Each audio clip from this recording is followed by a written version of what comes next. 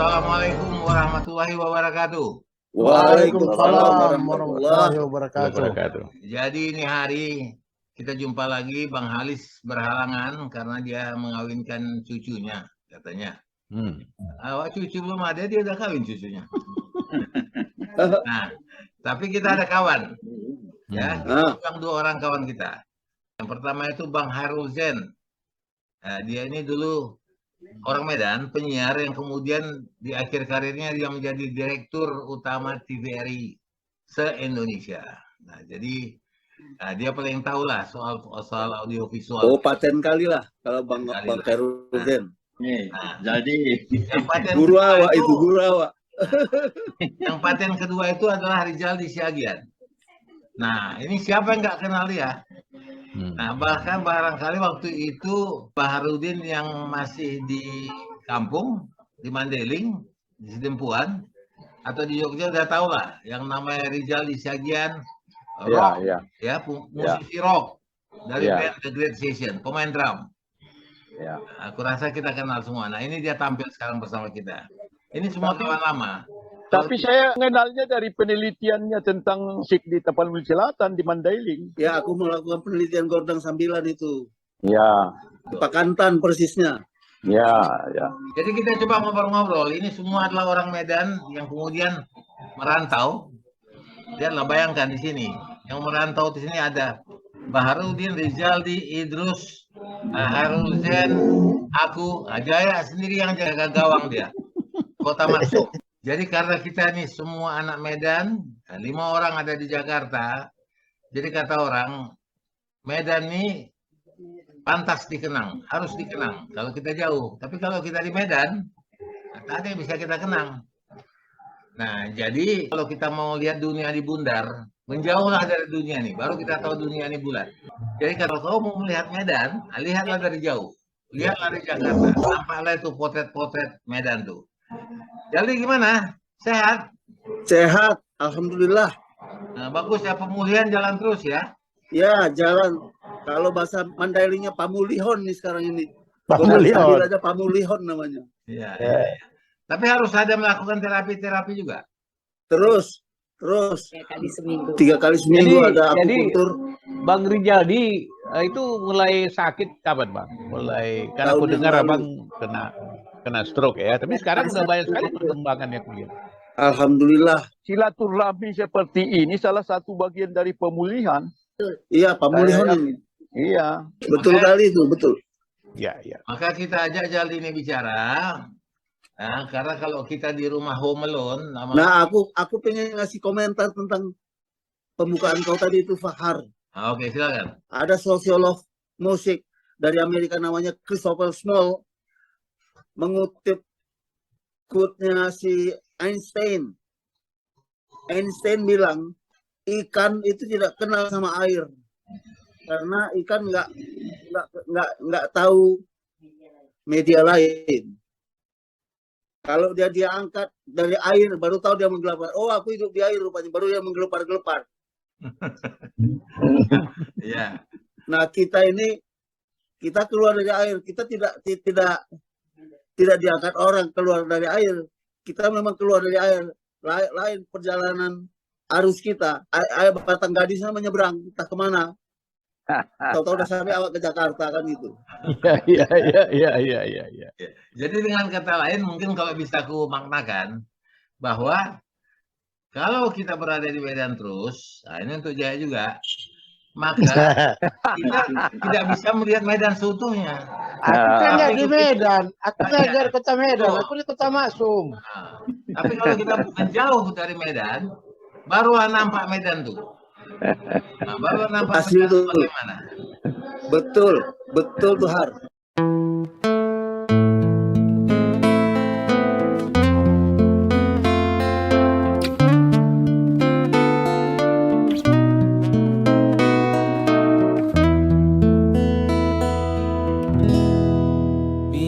Bismillah tawassalna billah.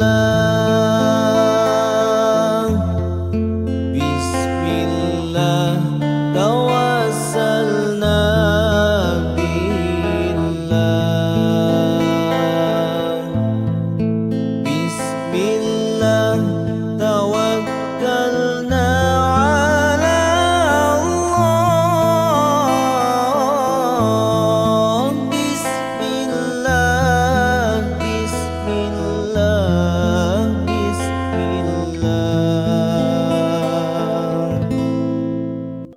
tadi lagu tadi itu dibuat oleh orang pesantren dari Jawa Timur sana, namanya Santri Joso.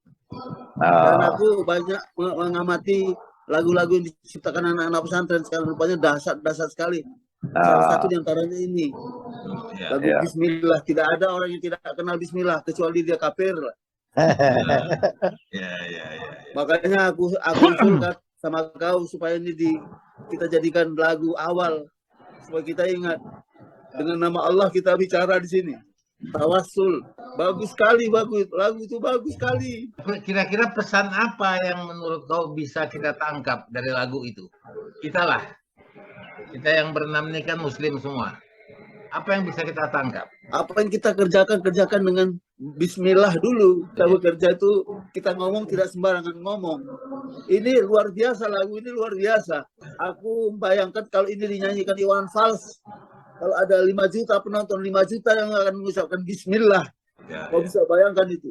Ini anak pesantren, santri betul. Bang Rizaldi ini kan mau menceritakan tentang lagu. Ada baiknya juga mungkin ada juga teman-teman yang barangkali kan belum tahu persis tentang Bang Rizaldi. Lagi apa dulu sedikit tentang beliau ini. Kalau kita kan udah tahu kali siapa beliau gitu kan. Dia hidup di dalam dunia seni ya. Mungkin bisa sedikit tentang Bang Rizaldi lah. Jadi ini mungkin ada juga kawan-kawan ya, penonton kita yang belum tahu siapa Rizaldi Siagian. Nah, kalau kau bercerita tentang diri kau, nanti dibilang orang pula, banyak kali apanya itu orang kan. Dia boleh aku bercerita tentang kau ya, karena kita berkawan dari kau sebelum main musik. Ya, jadi Jaldi ini dulu di Medan kami sama-sama remaja lah. Masih lajang. Kemudian pertemuan kali sama Jaldi itu lewat lagu. Karena aku penyiar di Bonsita. Dan kemudian aku banyak memutar lagu-lagu. Ya misalnya King Crimson segala macam. Rupanya Jaldi mendengar itu. Aku putar lagu klasik. Jaldi mendengar itu. Maka satu saat kami bertemu di rumah kosnya. Yang kecil. Di lantai 4 dari sebuah bangunan. Kami mendengarkan sama-sama lagu Dave Brubeck. Judul lagunya itu adalah Take 5. Ya, kita mati sama-sama. Kau ingat itu ya dia? Ingat lah. Nah, kemudian dalam perjalanan karir, waktu itu Teruna waspada membuat band. Diajaklah kawan-kawan, diantaranya Rizaldi Siagian sebagai pemain drum. Nah, kita berteman terus. Itu bandnya Great Season ya. Band itu Great Season dan itu adalah band anak muda Medan yang pantas dibanggakan. Dan pernah bermain satu panggung bersama God Bless ya Jaldi. Sama Bee Gees juga pernah. Oh, sama Bee Gees. Yang Bee Gees yang di mana? Hotel Toba ya? Di gedung olahraga. Kalau God Bless itu kalau nggak salah aku di Teladan ya dulu ya. Teladan. Jaldi ini dulu kalau dia orang lain menyanyi lagu rock semua berteriak, tetapi orang hanya meneteskan air mata pada waktu dia menyanyikan lagu Seroja. Ya. Lagu rock itu dia nyanyi lagu Seroja S7. Ya. Ingat aku itu. Manjarit. Iya. Isari, kami sama Rizaldi ini 2 kali merantau. Kami sama-sama dari Binjai. Merantau kerja di Medan, kuliah di Medan. Kalau cerita-cerita Great Session main di GOR, tanya Rizaldi, siapa MC-nya waktu itu? Tadi jadi MC di GOR. Iya tahu aku Bang. Di GOR. Naik di GOR tuh jadi MC, disorakin orang, suruh turun kau kan. MC-nya abang ya bang? Iyalah. Ya. Tanya Rizaldi, Jadi dia main orang band di situ sama si Ardi Sofian kan. Perkenalkan aku di Medan, di publik Medan. Khairul Zain melalui satu panggung yang namanya Panggung Gembira. Yang dia gagas melalui RRI Nusantara 3. Itu. Ya, luar biasa. Nah, sebelumnya senior dia yang bawa aku, Pak Rinaldi. Iya, betul. 2 itulah dulu MC di GOR, Bang Rinaldi sama aku ya. Iya. Sebelum itu Bang Rinaldi bawa aku ke sebuah festival di Surabaya tahun 69 itu. Pop singer. Oh. Iya, betul. Ikut aku di sana masih bego-bego aku kan. Dibawa sama Bang Rinaldi kan. Nggak tahu apa ini pop singer, nggak ngerti aku, asli aku nggak ngerti. Jujur aku bilang. Nyanyi aja aku kan. Yang ku nyanyi kan lagu apa, Love Me Tender. Itu satu-satunya lagu bahasa Inggris pada waktu itu yang aku tahu. Yang lain aku tahu cuma lagu Bob Tutupoli. Tapi ketika aku bermain sama Bang Khairul Zain, aku udah mulai pandai. Zaldi, yang main-main band itu dulu samping Zaldi ada Hardi Sofyan ya kan, sama si ini Muhsin Jafar. Itu pun bukan main tuh, dia main drum juga ya. Dan memang keyboard, Bang. Oh, keyboard, ya betul keyboard. Jadi ada foto panggung gembira. Iya. Saya masukkan di FB, ternyata yang main keyboardnya terpotong. Dia bilang, abang sampai hati kali lah fotoku dipotong. Bang, kalau si Muksin bilang gitu, abang jawab, makanya kau kalau mau foto jangan di pinggir, di tengah. Pinggir di crop. Pak Isyari, Ya. cerita-cerita ini saya sebenarnya sudah di Medan. Oh, Awak ya. kan Tulun, awak anak kampung jualan rokok. Jadi tapi saya terkesan sama Pak Rizaldi ini ketika penelitiannya tentang bunyi-bunyian di Mandailing. Jadi uyup-uyup dari daun, dari sungai air yang di itu penelitian di Australia. Justru saya nonton dari radio Australia, BBC. Jadi ilmiahnya itu saya ingat apa betul tuh Pak Rizaldi? Betul. Waktu itu saya diminta TVRI Medan untuk menyutradarain atau merancang sebuah pertunjukan Gatra Kencana. Jadi saya pergi ke Mandailing pada waktu itu, ke desa Tamiang. Oke. Jumpa saya lah segala macam itu, ada gondak aek, ada otuk aek, ada macam-macam. Dan saya pada waktu itu tertarik, untuk apa sama orang Mandailing ini? Di mana aspek hiburannya? Rupanya gondang itu bukan cuma untuk hiburan bagi orang Mandailing. Dia dijadikan untuk mengukur irigasi. Kalau bunyi-bunyian itu berhenti, berarti airnya udah nggak jalan. Karena dia itu dibunyikan, mekanismenya dibunyikan dengan alur air. Iya. Hebat itu, menurut aku itu hebat. Hebat memang. Jenius itu, lokal jenius yang hebat. Itu sebabnya saya ajukan ke ini, dan luar biasa. Waktu itu Gatra Kencana tahun 87 menang. Nah, menang lah Medan. Nah, saya baru dengar bahwa itu diputar juga di ABC.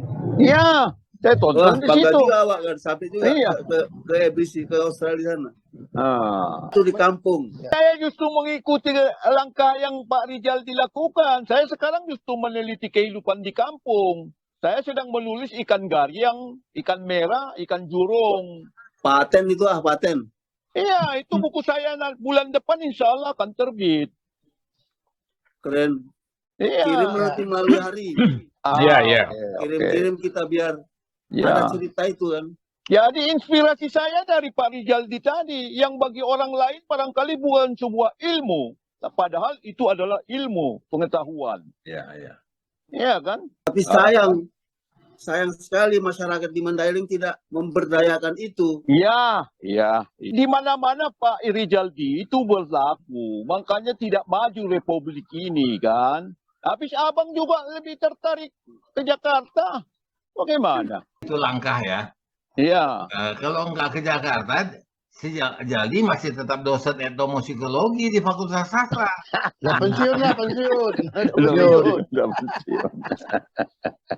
Pensiun pun enggak. Iyalah.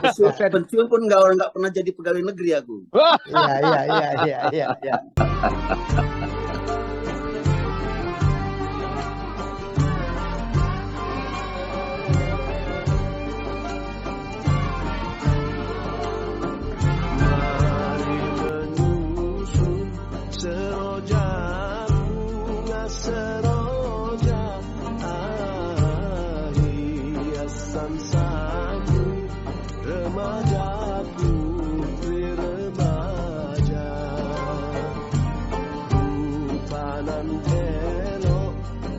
Manja